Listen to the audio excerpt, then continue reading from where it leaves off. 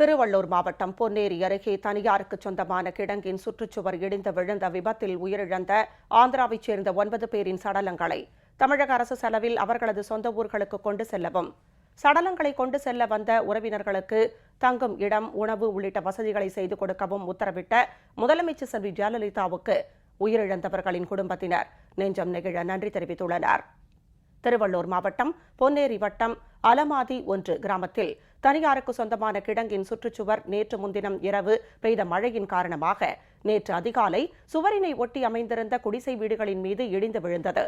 இதில் குடிசைகளில் தங்கியிருந்த 10 கட்டட தொழிலாளர்களும் ஒரு குழந்தையும் உயிரிழந்தனர்.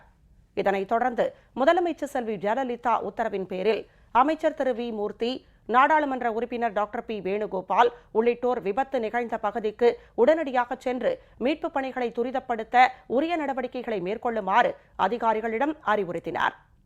இதனிடையே முதலமைச்சர் செல்வி ஜெயலலிதா இந்த விபத்தில் உயிரிழந்தவர்களுக்கு தலா 2 லட்சம் ரூபாயும், காயமடைந்தவருக்கு 50,000 ரூபாயும் நிதியுதவி வழங்க உத்தரவிட்டார்.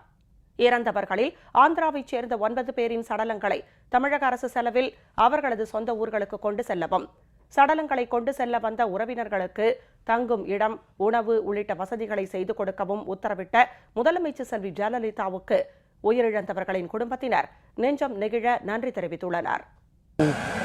அப்பையும் எங்கள் பெரியப்பா பையன், எங்கள் அண்ணன் நைட்டு 2 மணிக்கு இறங்கி போயிடுச்சு.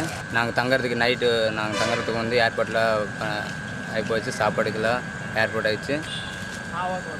அம்மா 2 லட்ச ரூபா பணம் கொடுத்தாரு. நம்ம பாடியில் எட்டுன்னு போகிறதுக்கு செலவில் அவர் தான் பார்த்துக்கிறாரு. இந்த மாதிரி பண்ணுறதுக்கு அம்மாவுக்கு ஒரு நன்றி. நம்ம இங்கே தங்கறதுக்கெல்லாம் அவர் வச்சத்தில் கொடுக்குறாரு சார். போஸ்ட்மார்ட்டம் முடிஞ்சது சார். இங்கே பாடி எடுத்து போகும்போது எல்லா செலவெல்லாம் அவரே விளையாடி முதலமைச்சர் அவரே கொடுக்குறாரு சார். அம்மாவுக்கு ரொம்ப நன்றி.